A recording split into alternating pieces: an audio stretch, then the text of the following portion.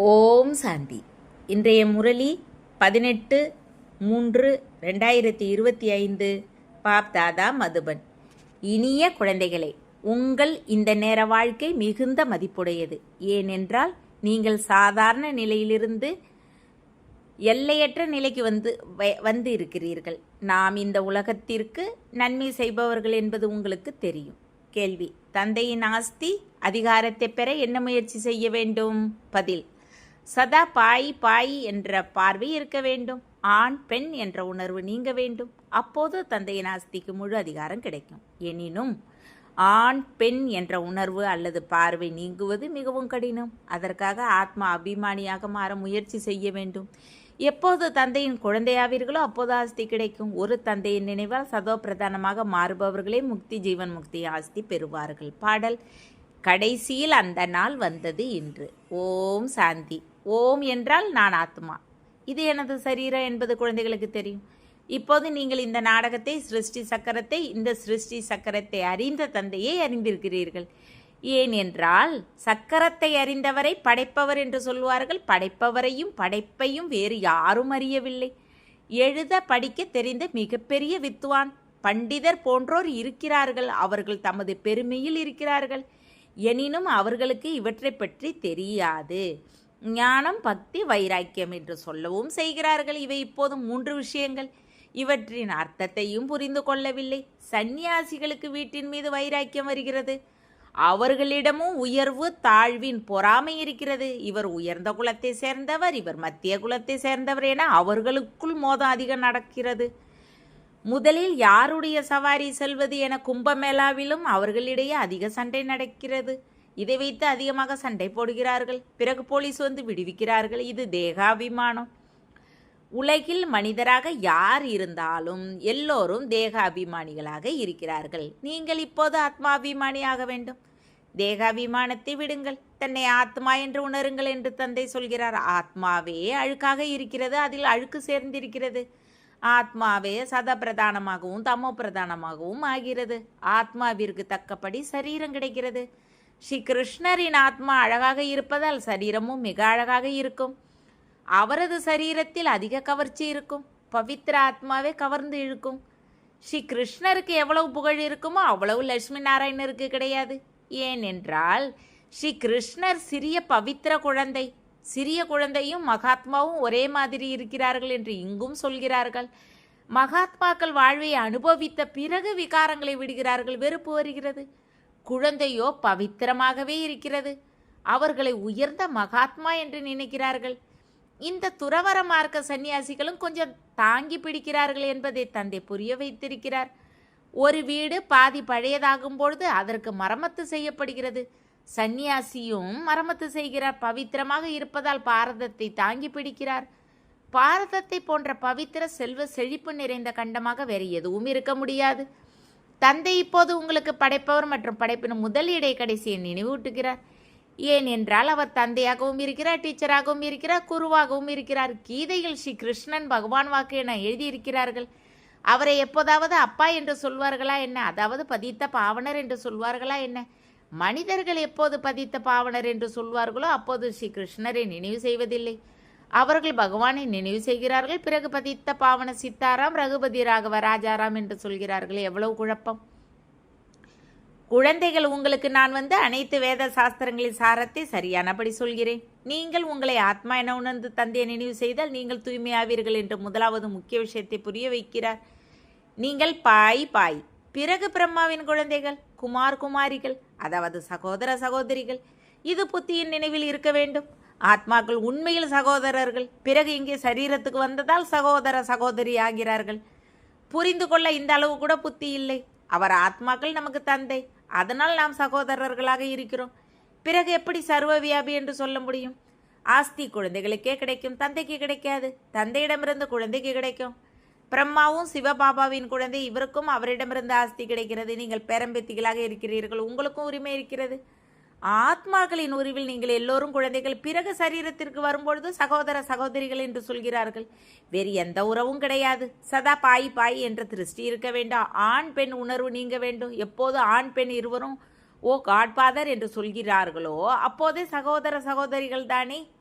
சங்கமத்தில் தந்தை வந்து எப்போது படைப்பை படைப்பாரோ அப்போதே சகோதர சகோதரிகள் ஆகிறார்கள். எனினும் ஆண் பெண் என்ற பார்வை நீங்குவது மிக கடினமாக இருக்கிறது. நீங்கள் ஆத்மா அபிமானி ஆக வேண்டும் என்று தந்தை சொல்கிறார். தந்தைக்கு குழந்தையாக மாறினால்தான் ஆஸ்தி கிடைக்கும். என்னை மட்டும் நினைவு செய்யுங்கள், அப்போது சதப்பிரதானமாக மாறுவீர்கள். சதப்பிரதானமாக மாறாமல் நீங்கள் முக்தி ஜீவன் முக்திக்கு திரும்பி போக முடியாது. இந்த உத்தியை சன்னியாசி போன்றோர் ஒருபோதும் சொல்ல மாட்டார்கள். தன்னை ஆத்மா என்று உணர்ந்து தந்தையை நினைவு செய்யுங்கள் என்று அவர்கள் ஒருபோதும் சொல்ல மாட்டார்கள். தந்தை பரமபிதா பரமாத்மா சுப்ரீம் என்று சொல்கிறார்கள். எல்லோரையும் ஆத்மா என்று சொல்கிறார்கள், ஆனால் அவரை பரமாத்மா என்று சொல்கிறார்கள். குழந்தைகளே, நான் குழந்தைகள் உங்களிடம் வந்திருக்கிறேன் என்று அந்த தந்தை சொல்கிறார். நான் பேசுவதற்கு வாய் தேவைதானே? இந்த காலத்தில் இங்கும் அங்கும் கவுமூக்கு வைத்திருப்பதை நிச்சயம் பாருங்கள். பிறகு கவுமூக்கிலிருந்து அமிர்தம் வருகிறது என்று சொல்கிறார்கள். உண்மையில் ஞானமே அமிர்தம் என்று சொல்லப்படுகிறது. ஞானாமிர்தம் வாயிலிருந்து வரும். இதில் தண்ணீர் விஷயமே இல்லை. இவர் பசு மாதாவாகவும் இருக்கிறார். தந்தை இவருக்குள் பிரவேசம் செய்திருக்கிறார். தந்தை இவர் மூலமாக உங்களை தன்னுடையவராக மாற்றியிருக்கிறார். இவரிடமிருந்து ஞானம் வருகிறது. அவர்கள் பிறகு கல்லை வைத்து வாயை உருவாக்குகிறார்கள். அதிலிருந்து தண்ணீர் வருகிறது. அது பக்தியின் வழக்கம். சரியான விஷயம் உங்களுக்கு தெரியும். பீஷ்மர் போன்றோருக்கு குமாரிகள். நீங்கள் அம்பை எய்கிறீர்கள். நீங்கள் பிரம்ம குமாரிகள். யாருக்காவது குமாரியாக இருப்பீர்கள் தானே? அதற்குமாரி குமாரி இருவருக்கும் கோவில் இருக்கிறது. நடைமுறையில் உங்கள் நினைவாக கோவில்கள் இருக்கின்றன. குமாரிகளாக இருப்பதால் கிரிமினல் அசால்ட் ஏற்பட முடியாது என்பதை இப்போது தந்தை அமர்ந்து புரிய வைக்கிறார். இல்லை என்றால் மிக கடுமையான தண்டனை கிடைக்கும். நாம் சகோதர சகோதரி என்பது தேகாபிமானத்திற்கு வரும்போது மறக்கிறது. இவரும் பீக்கே, நானும் பீக்கே. எனவே விகார பார்வை போக முடியாது. எனினும் அசுர சம்பிரதாயத்தை சேர்ந்த மனிதர்கள் விகாரம் இல்லாமல் இருக்க முடியாததால் தடைகளை ஏற்படுத்துகிறார்கள். இப்போது பிரம்ம குமாரிகள் உங்களுக்கு தந்தையிடமிருந்து ஆஸ்தி கிடைக்கிறது. நீங்கள் தந்தையின் ஸ்ரீமத்துப்படி நடக்க வேண்டும், பவித்திரமாக மாற வேண்டும். இது இந்த விகார மரணலோகத்தின் கடைசி பிறவி. இதையும் யாரும் அறியவில்லை. அமரலோகத்தில் எந்த விகாரமும் இருப்பதில்லை. அவர்களை சதோ பிரதான சம்பூர்ண நிர்விகாரி என்று சொல்கிறார்கள். இங்கே இருப்பவர்கள் தமோ பிரதான சம்பூர்ண விகாரிகள். அவர்களை சம்பூர்ண நிர்விகாரி என்றும் தம்மை விகாரி பாவி என்றும் பாடுகிறார்கள். சம்பூர்ண நிர்விகாரிகளுக்கு பூஜை செய்கிறார்கள். பாரதவாசிகள் நீங்களே பூஜைக்கு உரியவர்களிலிருந்து பூஜாரி ஆகிறார்கள் என்று தந்தை புரிய வைக்கிறார். இந்த நேரம் பக்தியின் பிரபாவம் அதிகம் இருக்கிறது. வந்து பக்தியின் பலனை கொடுங்கள் என்று சொல்லி பக்தர்கள் பகவானை நினைவு செய்கிறார்கள். பக்தியில் என்ன நிலை ஏற்பட்டு இருக்கிறது? முக்கிய தர்ம சாஸ்திரங்கள் 4 என்று தந்தை புரிய வைத்திருக்கிறார். அதில் 1 தேவ தர்மம். அதில் பிராமணர், தேவர், சத்திரியர் மூவரும் வருகிறார்கள். தந்தை பிராமண தர்மத்தை ஸ்தாபனை செய்கிறார். பிராமணர்களின் குடும்பி சங்கம யுகத்தில் இருக்கிறது. பிராமணர்கள் நீங்கள் இப்போது புருஷோத்தமர்களாக மாறிக்கொண்டு இருக்கிறீர்கள். பிராமணராகி பிறகு தேவராகிறீர்கள். அந்த பிராமணர்களும் விகாரிகள். அவர்களும் இந்த பிராமணர்களுக்கு முன்னால் வணக்கம் சொல்கிறார்கள். பிராமண தேவி தேவர் நமக என்று சொல்கிறார்கள். ஏனென்றால் அவர்கள் பிரம்மாவின் குழந்தைகளாக இருந்தார்கள். நாம பிரம்மாவின் குழந்தைகளாக இல்லை என்பதை புரிந்திருக்கிறார்கள். இப்போது நீங்கள் பிரம்மாவின் குழந்தைகள். உங்களுக்கு எல்லோரும் வணக்கம் சொல்கிறார்கள். நீங்கள் பிறகு தேவி தேவர்கள் ஆகிறீர்கள். இப்பொழுது நீங்கள் பிரம்மா குமாரிகள் ஆகியிருக்கிறீர்கள். பிறகு தேவ குமாரிகள் ஆவீர்கள். இந்த நேரம் உங்கள் இந்த வாழ்க்கை மிக மிக மதிப்பு வாய்ந்தது. ஏனென்றால் நீங்கள் ஜகத்தின் மாதாக்கள் என்று பாடப்பட்டு இருக்கிறீர்கள். நீங்கள் சாதாரண நிலையிலிருந்து எல்லையற்ற நிலைக்கு வந்திருக்கிறீர்கள். நாம் இந்த உலகத்திற்கு நன்மை செய்பவர்கள் என்பது உங்களுக்கு தெரியும். அதனால் ஒவ்வொருவரும் ஜெகதம்பாவாக ஜெகத் பிதாவாக இருக்கிறீர்கள். இந்த நரகத்தில் மனிதர்கள் அதிக துக்கத்தில் இருக்கிறார்கள். நாம் அவர்களுக்கு ஆன்மீக சேவை செய்ய வந்திருக்கிறோம். நாம் அவர்களை சொர்க்கவாசியாக மாற்றியே தீருவோம். நீங்கள் சேனை. இது யுத்த மைதானம் என்று சொல்லப்படுகிறது. யாதவர்களும் பாண்டவர்களும் கௌரவர்களும் ஒன்றாக இருக்கிறார்கள். பாயாக இருக்கிறார்கள். உங்கள் யுத்தம் இப்போது சகோதர சகோதரிகளோடு நடப்பது இல்லை. உங்கள் யுத்தம் ராவணனோடு நடக்கிறது. மனிதர்களில் இருந்து தேவராக மாற்றுவதற்கு நீங்கள் சகோதர சகோதரிகளுக்கு புரிய வைக்கிறீர்கள். அதனால் தேகம் உட்பட தேகத்தின் எல்லா சம்பந்தங்களையும் விட வேண்டும் என்று தந்தை புரிய வைக்கிறார். இது பழைய உலகம். எவ்வளவு பெரிய பெரிய அணைகளையும் கால்வாய்களையும் உருவாக்குகிறார்கள். ஏனென்றால் தண்ணீர் இல்லை. பிரஜைகள் அதிகமாக பெருகிவிட்டனர். அங்கே நீங்கள் மிக குறைவாக இருப்பீர்கள். நதிகளில் தண்ணீர் மிக அதிகமாக இருக்கும். தானியங்களும் அதிகம் விளையும். இங்கே இந்த பூமியில் மனிதர்கள் கோடிக்கணக்கில் இருக்கிறார்கள். அங்கே ஆரம்பத்தில் பூமி முழுவதும் 9-10 லட்சம் பேர் இருப்பார்கள். மற்ற எந்த கண்டமும் இருக்காது. குறைந்த எண்ணிக்கையில் நீங்கள் மட்டுமே அங்கே இருப்பீர்கள். நீங்கள் வேறு எங்கும் போவதற்கு அவசியமே இருக்காது. அங்கே வசந்த காலமே இருக்கும். 5 தத்துவங்களும் எந்த தொல்லையும் கொடுக்காது, கட்டுக்குள் இருக்கும். துக்கத்தின் பெயரே இருக்காது, அதுதான் சொர்க்கம். இப்போது இருப்பது நரகம். இது இடையில் ஆரம்பமாகிறது. தேவர்கள் பாவப்பாதையில் விழும்பொழுது ராவணராஜ்யம் ஆரம்பமாகிறது. நாம் இரட்டை கிரீட பூஜைக்கு உரியவராகி பிறகு ஒற்றை கிரீட உடையவர ஆகிறோம் என்பதை நீங்கள் புரிந்து கொள்கிறீர்கள். சத்தியுகத்தில் பவித்திரத்தின் அடையாளமும் இருக்கும். தேவர்கள் எல்லோரும் பவித்திரமாக இருப்பார்கள். இங்கே யாரும் பவித்திரமாக இல்லை. விகாரத்தால் தான் பிறவி எடுக்கிறார்கள். அதனால் இது கீழான உலகம் என்று சொல்லப்படுகிறது. சத்தியுகம் உயர்ந்த உலகம். விகாரிகளே கீழானவர்கள் என்று சொல்கிறார்கள். சத்தியுகத்தில் பவித்திர இல்லற மார்க்கம் இருந்தது, குழந்தைகளுக்கு தெரியும். இப்போது அப்பவித்திரமாக மாறிவிட்டனர். இப்போது மீண்டும் பவித்திர உயர்ந்த உலகம் உருவாகியது. உலகின் சக்கரம் சுற்றுகிறது. பரமபிதா பரமாத்மாவே பதித்த பாவனர் என்று சொல்கிறார்கள். பகவான் பிரேரணை கொடுக்கிறார் என்று மனிதர்கள் சொல்கிறார்கள். இப்போது பிரேரணை என்றால் எண்ணம். இதில் பிரேரணையும் விஷயமே கிடையாது. நான் சரீரத்தின் ஆதாரத்தை பெற வேண்டியிருக்கிறது என்று அவர் தானே சொல்கிறார். நான் வாய் இல்லாமல் எப்படி அறிவுரை கொடுக்க முடியும்? பிரேரணையால் ஏதாவது அறிவுரை கொடுக்க முடியுமா என்ன? பகவான் பிரேரணையால் எதையும் செய்வதில்லை. தந்தையோ குழந்தைகளுக்கு பாடம் கற்பிக்கிறார்.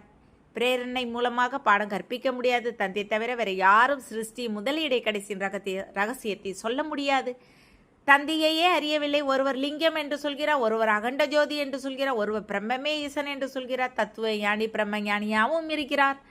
84 லட்சம் உயிர்கள் என்று சாஸ்திரங்களில் காட்டியிருக்கிறார்கள். இப்போது 84 லட்சம் பிறவிகள் இருந்தால் கல்பம் மிக பெரியதாக இருக்க வேண்டும். யாரும் கணக்கு போட முடியாது. அவர்கள் சத்தியுகத்திற்கு லட்ச வருடங்களை சொல்லி இருக்கிறார்கள். முழு சிருஷ்டி சக்கரமே 5000 வருடங்களை கொண்டது என்பது தந்தை சொல்கிறார். 84 லட்சம் பிறவிகளுக்கு அவ்வளவு காலமும் தேவை. இந்த சாஸ்திரங்கள் எல்லாம் பக்தி மார்க்கத்தை சேர்ந்தவை. உங்களுக்கு நான் இந்த அனைத்து சாஸ்திரங்களின் சாரத்தை புரிய வைக்கிறேன் என்று தந்தை சொல்கிறார். இவையெல்லாம் பக்தி மார்க்க பொருட்கள். இவற்றால் யாரும் என்னை அடைய முடியாது. நான் எப்போது வருகிறேனோ அப்போதே எல்லோரையும் அழைத்து செல்கிறேன். பதித்த பாவனரை வாருங்கள், பாவனமாக மாற்றி எங்களை பாவன உலகத்திற்கு அழைத்து செல்லுங்கள் என்று சொல்லி என்னை அழைக்கிறார்கள்.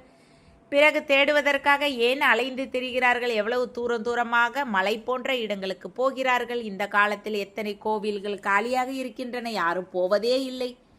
இப்போது குழந்தைகள், நீங்கள் மிக உயர்ந்த தந்தையின் பயோகிராபியை அறிந்து கொண்டீர்கள். தந்தை குழந்தைகளுக்கு எல்லாவற்றையும் கொடுத்துவிட்டு 60 வயதிற்கு பிறகு வான்பிரஸ்தத்தில் அமர்ந்து விடுகிறார். இந்த வழக்கமும் இந்த நேரத்தை சேர்ந்தது. பண்டிகைகள் எல்லாமும் இந்த நேரத்தை சேர்ந்தவை. இப்போது நாம் சங்கமத்தில் நிற்கிறோம். இரவிற்கு பிறகு பகல் வரும். இப்போது கார் இருளாக இருக்கிறது. ஞான சூரியன் எழும்பொழுது என்று பாடுகிறார்கள். நீங்கள் தந்தையையும் படைப்பின் முதல் இடை கடைசியையும் இப்போது அறிந்திருக்கிறீர்கள். தந்தை எப்படி ஞானம் நிறைந்தவரோ அப்படி நீங்களும் ஞானம் நிறைந்தவராக மாறியிருக்கிறீர்கள். குழந்தைகள், உங்களுக்கு எல்லையற்ற தந்தையிடமிருந்து சுகத்தின் ஆஸ்தி கிடைக்கிறது. லௌகீக தந்தையிடமிருந்து எல்லைக்கு உட்பட்ட ஆஸ்தி கிடைக்கிறது. அதிலிருந்து அற்பகால சுகம் கிடைக்கிறது. அதை காக்கை எச்சம் போன்ற சுகம் என்று சன்னியாசிகள் சொல்கிறார். அவர்கள் இங்கே சுகத்திற்காக முயற்சி செய்ய முடியாது. அவர்கள் அட்யோகிகள், நீங்கள் ராஜயோகிகள். உங்கள் யோகம் தந்தையோடு இருக்கிறது, அவர்கள் யோகம் தத்துவத்தோடு இருக்கிறது. இப்படியாக நாடகம் உருவாக்கப்பட்டு இருக்கிறது. நல்லது. இனிமையில இனிமையான காணாமல் போய் கண்டெடுக்கப்பட்ட செல்ல குழந்தைகளுக்கு தாய் தந்தை பாப்தாதாவின் அன்பு நினைவுகள் மற்றும் காலை வணக்கம். ஆன்மீக குழந்தைகளுக்கு ஆன்மீக தந்தையின் நமஸ்காரம். ஆன்மீக தந்தைக்கு ஆன்மீக குழந்தைகளே அன்பு நினைவுகள் மற்றும் நமஸ்தே. தாரணைக்கான முக்கிய சாரம் 1. பாவனமாக மாறுவதற்கு ஆத்மாக்கள் நாம் சகோதரர்கள். பிரம்மா பாபாவின் குழந்தைகள், சகோதர சகோதரிகள் என்ற பார்வையை உறுதி செய்ய வேண்டும். ஆத்மா சரீரம் இரண்டையும் பாவனமாக சதோ பிரதானமாக மாற்ற வேண்டும். தேக அபிமானத்தை விட வேண்டும். 2. மாஸ்டர் ஞானம் நிறைந்தவராகி அனைவருக்கும் படைப்பவர் மற்றும் படைப்பின் ஞானத்தை சொல்லி கார் இருளில் இருந்து வெளியே கொண்டு வர வேண்டும்.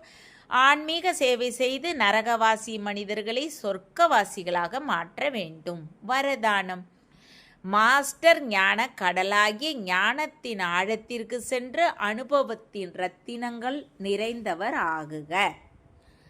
எந்த குழந்தை ஞானத்தின் ஆழத்திற்கு போவாரோ அவர் அனுபவ ரத்தினங்களால் நிறைந்தவர் ஆகுகிறார்.